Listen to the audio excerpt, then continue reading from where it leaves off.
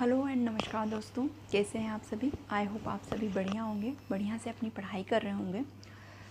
Friends, video बनाने में बहुत दिक्कत आ रही है, बार बार वीडियो सही से बन ही नहीं पा रही है। मैंने पूरा वीडियो बना दिया था, बेहतर तरीके से समझा भी दिया था, लेकिन वीडियो पॉज हो गई, अच्छे से नहीं बनी, पता नहीं किस रीज़न से। वॉइस भी नहीं आ रही थी अच्छे से।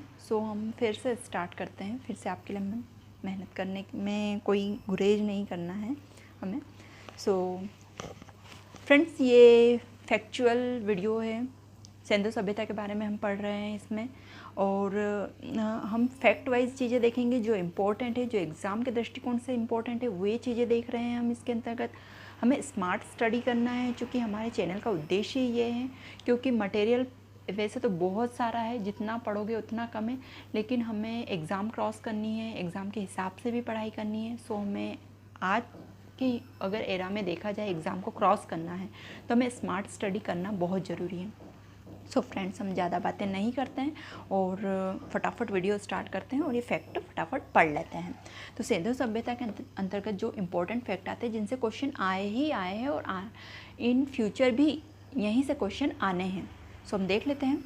सिंधु सभ्यता की खोज 20वीं सदी के तीसरे दशक में हुई थी। कब हुई थी फ्रेंड्स?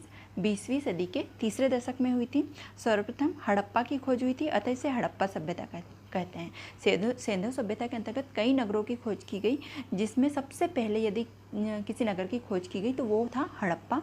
हड़प्पा की खोज कब की गई? तो हड़प्पा की खोज 1921 में की गई। किसके द्वारा की गई? तो राय बहादुर साहनी के द्वारा की गई थी। सेकेंड जो नगर था मोहनजोदड़ो, ये भी काफ़ी फेमस रहा।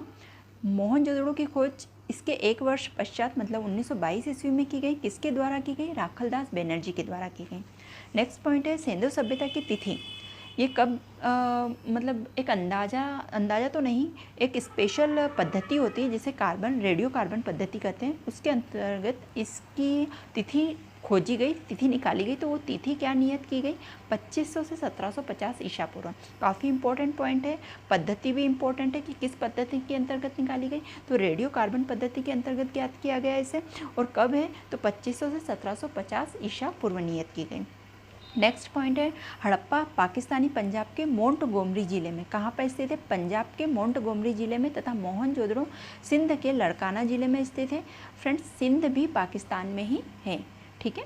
तो ये हमें चीज़ मिल गई है। दो इम्पोर्टेंट नगर थे, इसलिए यहाँ पे मैंने फैक्ट से बता दिया। लेकिन जितने भी नगर हैं उनको हम एक चार्ट वाइज देखेंगे, कब इनकी सन में इनकी खोज की गई, किसके द्वारा की गई तथा इनकी स्थिति क्या है, ये भी हम देखेंगे। 6-6 की 2 पंक्तियों में निर्मित कुल 12 कक्षों वाला अन्नागार कहाँ प्राप्त हुआ है? हड़प्पा में प्राप्त हुआ है। किस तरह से? ये यहाँ पे मैंने चित्र बनाया था, एक इमेज बनाई थी कि इस टाइप से बने हुए थे, ठीक है। 6 कक्ष से लाइन वाइज बने हुए थे। तो 6 यहाँ पे इस पंक्ति में और 6 यहाँ पे, टोटल हो गए 12 कक्ष बने हुए थे। और क्या थे ये अन्नागार थे। कहाँ प्राप्त हुआ? हड़प्पा में प्राप्त हुआ, ठीक है। एक कब्रिस्तान प्राप्त हुआ है हड़प्पा में, जिसे R37 नाम दिया गया। क्या नाम दिया गया? इसे R37 नाम दिया गया। नेक्स्ट पॉइंट है विशाल स्नानागार मिला है और वृहद अन्न गोदाम मिला है। कहाँ पर मिला है? मोहनजोदड़ो में। स्नानागार पूछा जाता है, मोस्ट इम्पॉर्टेंट है। कहाँ मिला है? मोहनजोदड़ो में मिला है। वृहद अन्न गोदाम मिले हैं। कहाँ मिले? मोहनजोदड़ो में।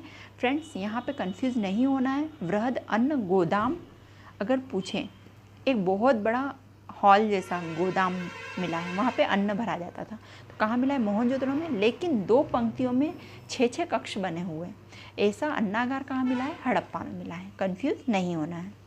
नेक्स्ट, कांसे की नृत्यरत नारी की प्रतिमा पूछा जाता है क्वेश्चन।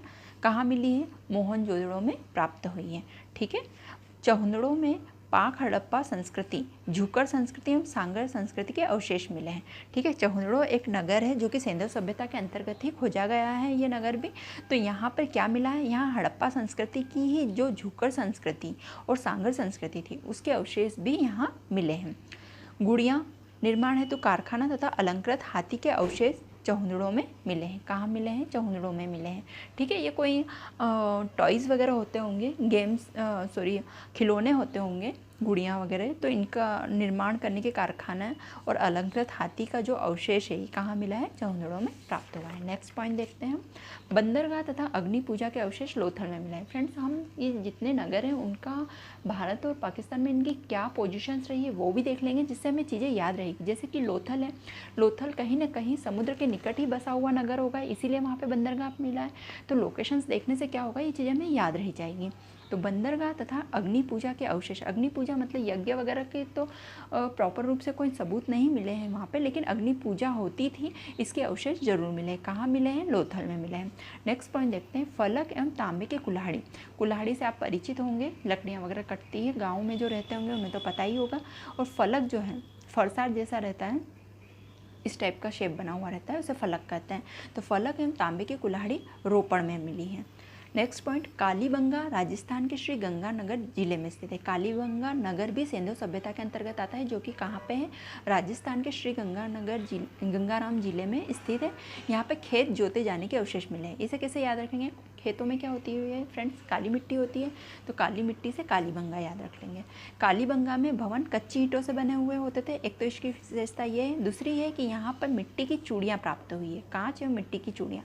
तो कालीबंगा में बंग से बेंगल्स याद रख लो, और बेंगल चूड़ियों को आप सभी को पता होगा, चूड़ियों को इंग्लिश में बेंगल्स कहते हैं। तो मिट्टी की चूड़ियाँ कहाँ प्राप्त हुई है? कालीबंगा में प्राप्त हुई है। सुरकोतड़ा में सिंधु सभ्यता के पतन के अवशेष मिले हैं, है ना। सिंधु सभ्यता कैसे खत्म हुई थी, उसका अंत कैसे हुआ था, उसके अवशेष कहाँ मिले हैं? परिलक्षित हुए हैं। मतलब कि इस टाइप से कहा जाता है कि सिंधु सभ्यता जो है उसका पतन का कारण प्राकृतिक प्रकोप था, तो उसके अवशेष हमें कहाँ मिले हैं? इसे प्रूफ करने के सुरकोतड़ा में मिले हैं। घोड़े की अस्थियों के अवशेष परिलक्षित हुए हैं सुरकोतड़ा में हमें। चावल के अवशेष मोस्ट इम्पॉर्टेंट लोथल में प्राप्त हुए हैं। जो भी एक अन्न का प्रकार है, अन्न है, मुख्य रूप से कहाँ प्राप्त हुआ है? बनवाली में प्राप्त हुआ है। नेक्स्ट देखते हैं, इस सभ्यता की सर्वप्रमुख विशेषता योजनाबद्ध नगर निर्माण है। फ्रेंड्स, यदि मुझे इमेज मिला इसका तो मैं आपसे शेयर करूंगी कि किस तरह से बहुत योजनाबद्ध तरीके से बनी हुई सभ्यता थी। ऐसा नहीं था कि उस टाइम पर लोगों को कुछ समझ में नहीं आता था तो नालियों का पानी सड़कों पे बह रहा होता होगा, या फिर सड़कें टूटी फूटी गड्ढे वाली होती होगी, ऐसा नहीं था। बहुत प्रॉपर रूप से सड़कें भी अच्छे से बनाई हुई थी, योजनाबद्ध तरीके से घर भी बने हुए थे। सड़कें हमेशा एक दूसरे को समकोण पे काटती थी, है ना। इस तरह से सड़कें भी निर्मित हुई थी, और नालियाँ वगैरह भी व्यवस्थित बनी हुई थी। उनका पानी भी ड्रेनेज सिस्टम था उस टाइम पे, और पानी भी व्यवस्थित रूप से ड्रेनेज में जाया करता था। हम देखेंगे, मैं शेयर करूँगी इमेज, ठीक है, इसी वीडियो में। कपास का उत्पादन सबसे पहले सिंधु प्रदेश में हुआ था। कपास का उत्पादन सबसे पहले कहाँ हुआ था? सिंधु प्रदेश में ही हुआ था, और यूनानियों ने कपास को सिडोन कहा था। क्या कहा था? सिडोन। वेरी इंपॉर्टेंट पॉइंट है, पूछा जाता है किस नाम से यूनानियों ने कपास का क्या नाम दिया था? सिडोन नाम दिया था। अंत्येष्टि मतलब कि जब व्यक्ति मर जाता है तो हम उसे किस तरह से उसकी बॉडी को या तो दाह संस्कार करते हैं या फिर दफनाया जाता है। कुछ धर्म ऐसे हैं जहाँ दाह संस्कार किया जाता है, उसे मान्यता दी जाती है, और कुछ धर्म ऐसे होते हैं जहाँ दफनाया जाता है। तो अंत्येष्टि की सर्वाधिक प्रचलित प्रक्रिया क्या है? दाह कर्म थी। मेसोपोटामियाई साहित्य में सिंधु सभ्यता के लिए मेलुहा शब्द का प्रयोग किया गया है। किस शब्द का प्रयोग किया गया है? मेलुहा शब्द का प्रयोग किया गया। मेसोपोटामिया भी एक सभ्यता है। यदि हम विश्व इतिहास पढ़ेंगे तो उसमें हम मेसोपोटामिया सभ्यता के बारे में जानेंगे। तो इस सभ्यता में सिंधु सभ्यता को मेलुहा शब्द कहा गया है ना। सर्वाधिक पूज्य पशु कुबड़दार सांड हुआ करता था सिंधु सभ्यता में। मंदिरों के अवशेष प्राप्त नहीं हुए हैं, जैसे कि अभी स्पेसिफिक शैली के, जैसे कि द्रविड़ शैली में निर्मित या फिर मथुरा शैली में निर्मित मंदिर हमें मिलते हैं। तो उस समय ऐसा कुछ भी नहीं था, केवल पूज्य पशु के रूप में हमें कुबड़दार सांड प्राप्त हुआ है। नेक्स्ट पॉइंट देख लेते हैं, इसे शांतिप्रिय सभ्यता कहते हैं। क्यों कहते हैं इसे शांतिप्रिय सभ्यता? क्योंकि खुदाई में कोई घातक अस्त्र शस्त्र प्राप्त नहीं हुए हैं। फलक और कुल्हाड़ी मिली है, लेकिन ये जो हमारे घरेलू कार्य जैसे लकड़ी काटना वगैरह हुआ या किसी चीज़ को काटना, इन चीज़ों के लिए इन कुल्हाड़ी और फलक का यूज़ किया जाता था, लड़ाई वगैरह के लिए नहीं। इसलिए अस्त्र शस्त्र जैसे धनुष, तीर वगैरह हुआ, तलवार हुआ, ये सब हमें, भाला हुआ, ये सब हमें प्राप्त नहीं हुआ यहाँ से, इसीलिए इसे शांतिप्रिय सभ्यता कहते हैं। सभ्यता की लिपि, चूँकि फ्रेंड्स हर सभ्यता के लिए, है ना, जैसे कि आज के युग में भी हम जी रहे, तो हमें बातें करने के लिए या कोई संदेश पहुंचाने के लिए किसी स्पेसिफिक लिपि की ज़रूरत पड़ती है। जैसे कि हिंदी भाषा है, इसकी लिपि क्या है, देवनागरी लिपि है, आप सभी जानते हैं। इसी तरह सिंधु सभ्यता में भी लिपि की आवश्यकता होती थी। तो वे लिपि कैसी थी, चित्रात्मक थी। यदि आपने मध्य प्रदेश का जीके पढ़ा होगा तो उसमें आपने भीमबेटका का नाम सुना होगा। तो भीमबेटका में चित्र निर्मित लिपि है, ये इसी का प्रतीक है। ठीक है फ्रेंड्स, लोहे एवं घोड़े का ज्ञान नहीं था, मतलब लोहे की धातु और घोड़ों का ज्ञान नहीं था इस सभ्यता में। पतन का मतलब इनका उपयोग नहीं किया जाता होगा, सीधे सीधे इसका मतलब यही है।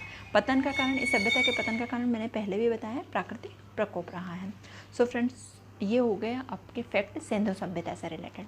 अब हम नेक्स्ट वीडियो में सिंधु सभ्यता के नगर किस सन में इनकी खोज हुई, किनके द्वारा हुई, कहाँ स्थित हैं, और मैप में भी हम देख लेंगे इनकी स्थिति क्या क्या रही है। मैं इमेज शेयर करूँगी आप लोगों से, नेक्स्ट वीडियो में हम ये देख लेंगे। तो ऐसे हमारी सिंधु सभ्यता खत्म हो जाएगी।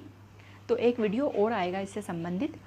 अब वीडियो को यहीं समाप्त करते हैं फ्रेंड्स। आई होप आपको वीडियो समझ आया होगा, और कोई भी डाउट्स हो तो आप मुझसे कमेंट बॉक्स में पूछ सकते हैं, आपके डाउट क्लियर किए जाएंगे। वीडियो देखने के लिए धन्यवाद।